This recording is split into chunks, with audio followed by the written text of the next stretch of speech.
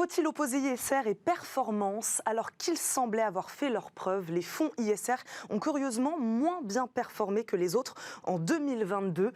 L'idée reçue que les fonds ISR seraient moins rentables que les fonds classiques peut-elle alors refaire surface? On fait le point aujourd'hui avec notre invité, Olivier Cassé, gérant ISR Action Europe chez Sycomore AM. Bonjour. Bonjour Eva. Bienvenue dans Smart Patrimoine, Olivier Cassé. Merci beaucoup de nous accompagner. Comment vous expliquez cette baisse de la performance des fonds ISR en 2022 en comparaison, je le disais, avec 2020 et 2021? Oui, alors la question est d'autant plus pertinente qu'historiquement, c'est vrai qu'en période chahutée sur les marchés financiers, la gestion ISR se comportait bien et avait tendance à surperformer. En ça, 2022 est une année assez exceptionnelle. Alors il y a plusieurs explications. Il y a tout d'abord, je dirais, un aspect sectoriel.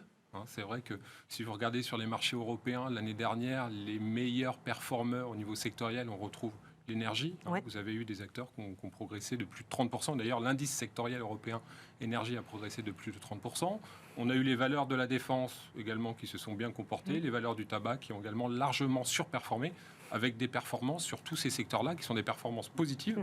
Parfois bien au-delà des plus 20 ou plus 30% que je mentionnais dans un marché qui a fait moins de 10%. Donc c'est vrai que les gestions ISR et ESG ont tendance à être peu ou pas du tout exposées au secteur que je viens de mentionner. Et donc ça explique une large partie de la sous-performance.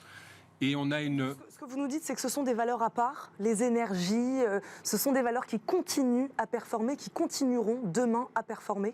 Alors, est-ce qu'elles continueront? Je pense que c'est difficile à dire et tout ça dépendra un petit peu du phénomène et du contexte géopolitique et des perspectives qu'on peut avoir sur les prix du pétrole et du gaz.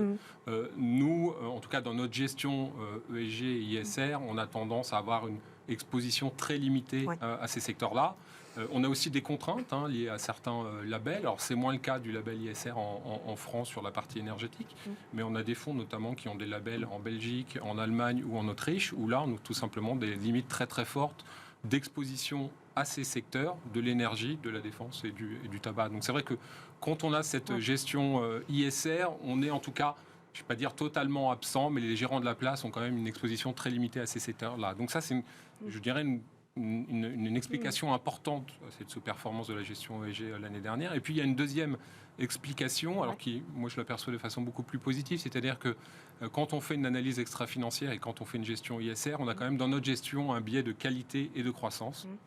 Et en 2022, notamment avec sur fond d'inflation à un niveau élevé, de retournement des politiques monétaires en Europe ou aux États-Unis, on a eu une remontée très très forte des niveaux des taux d'intérêt.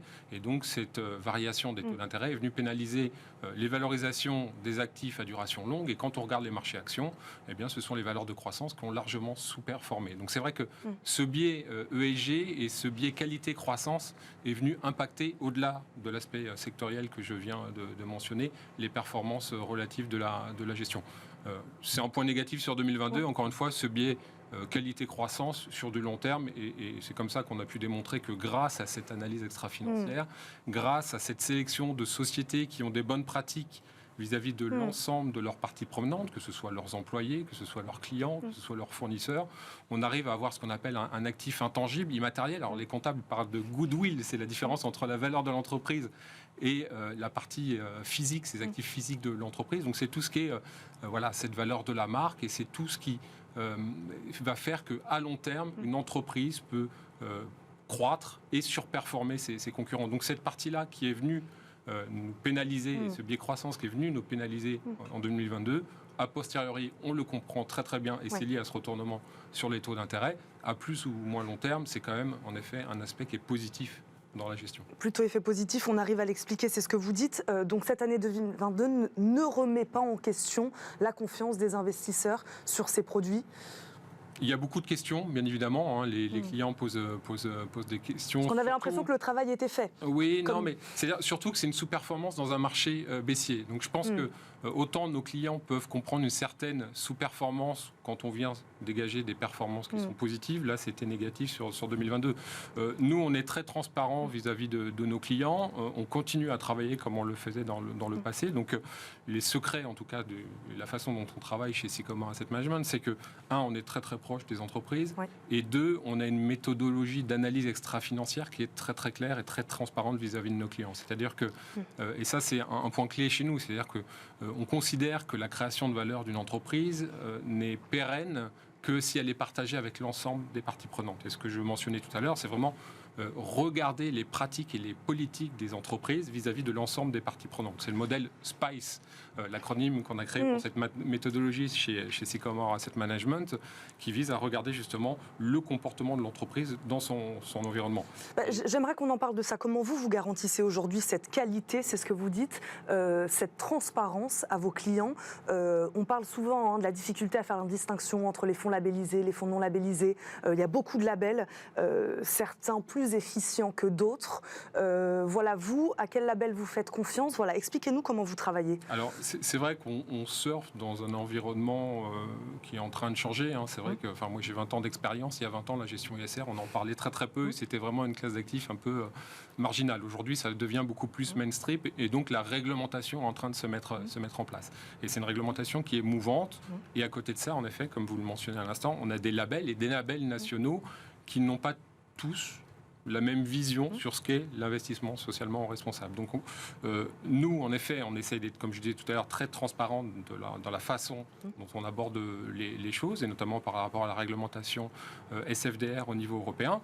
Pas plus tard que la semaine dernière, on a eu en effet un papier de position de l'autorité des marchés financiers en France qui explique bien que cette définition de l'investissement responsable, et en tout cas cette réglementation SFDR avec ses articles 8 et ses articles 9, mérite d'être encore une fois éclaircie, parce que la définition d'un investissement durable n'est pas encore très concrète et peut être appréhendée de manière différente selon les acteurs de la place. Donc c'est vrai que vous avez, et c'est toute la difficulté pour nos clients, vous avez des clients qui veulent investir de façon responsable sur différentes thématiques, et en effet vous avez en face de ça un panel de sociétés de gestion qui vous propose des produits article 8 et article 9 qui sont positionnés et qui ont des contraintes et des intégrations de ces aspects extra-financiers qui sont différents les unes des autres. Et ça, c'est vrai que c'est une complexité importante pour nos clients, et c'est là où, en effet, ce que je mentionnais précédemment, on essaie d'être totalement transparent sur ce qu'on fait, avec une méthodologie, je le mentionnais également, qui est assez robuste, qui a quasiment 10 ans d'ancienneté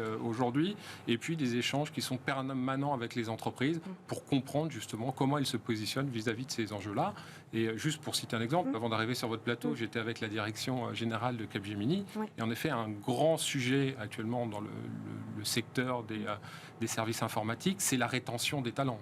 Vous avez eu une vague d'embauche qui était très très forte. Alors c'est en train de se calmer au niveau des secteurs technologie, et vous aviez eu des taux d'attrition qui ont pu dépasser dans le secteur, même sur Capgemini, qui ont pu dépasser les 25%.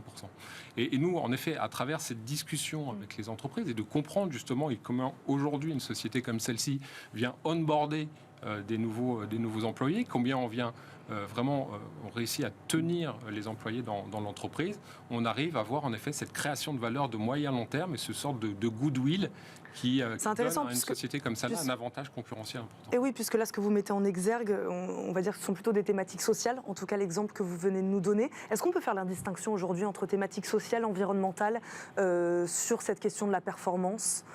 Alors oui, parce que en effet, l'année dernière, si vous regardez en effet les thématiques environnementales, elles se sont mieux comportées. On a eu quand même, on le voit notamment en soutien avec un flux important aux États-Unis, en Europe, de velléité d'investir massivement sur les prochaines années dans les énergies vertes, et donc toutes les entreprises cotées au niveau global, mais également en Europe, ont pu bénéficier en effet des perspectives de croissance qui ont été rehaussées sur les derniers mois. C'est plus facile à comprendre pour les investisseurs. C'est plus facile à en comprendre, mais encore une fois, quand on parle de thématiques vertes, on peut adresser différents sujets. On parle en effet du climat, on peut parler de la qualité de l'air, on peut parler de la qualité de l'eau. Un grand sujet actuellement d'actualité, c'est véritablement la biodiversité. Donc encore une fois, je pense qu'il y a vraiment un enjeu très très fort de pédagogie et de transparence vis-à-vis de nos clients, un effort qui va faire qu'en effet le client, et on revient à la base de l'investissement socialement responsable, va donner du sens à son investissement et va comprendre concrètement comment est utilisé son argent et comment est placé son argent auprès des entreprises. Il nous reste une petite minute. Quels fonds thématiques vous conseillez alors à suivre de près cette année? Alors, on a différents fonds thématiques chez Sycomore Asset Management. Donc, on parlait à l'instant du fonds thématique sur l'environnement. Donc, on a un fonds éco-solutions qui vise justement à investir dans des entreprises qui offrent des solutions vis-à-vis de cette transition énergétique. Donc, c'est un fonds qui, en relatif, s'est mieux comporté l'année dernière et un fonds sur lequel on reste confiant pour le futur. Ensuite, sur la thématique sociale, on a différents fonds dans la maison. Ça, après, à chacun de voir les thématiques qu'il souhaite aborder. Mais par exemple, personnellement, je gère un fonds sur la thématique du vieillissement de la population. Donc, voir concrètement comment les entreprises peuvent apporter des solutions par rapport aux grands défis qu'on va devoir relever demain et même aujourd'hui par rapport au vieillissement de la population. Donc voilà, il y a chez Sycomore Asset Management toute une série de fonds thématiques qui sont tous, en tout cas, avec cette approche extra-financière qui vise à regarder cette création de valeur durable de l'entreprise qu'on vient proposer à tout type de clients. Bon, et vous restez optimiste. C'est le message que vous passez aujourd'hui. Ouais, tout à fait. Merci beaucoup Olivier Cassé d'avoir répondu à nos questions aujourd'hui. C'était très clair. Je rappelle, vous êtes gérant ISR Action Europe chez Sycomore AM. Merci beaucoup de nous avoir accompagnés. Tout de suite, c'est Enjeu Patrimoine.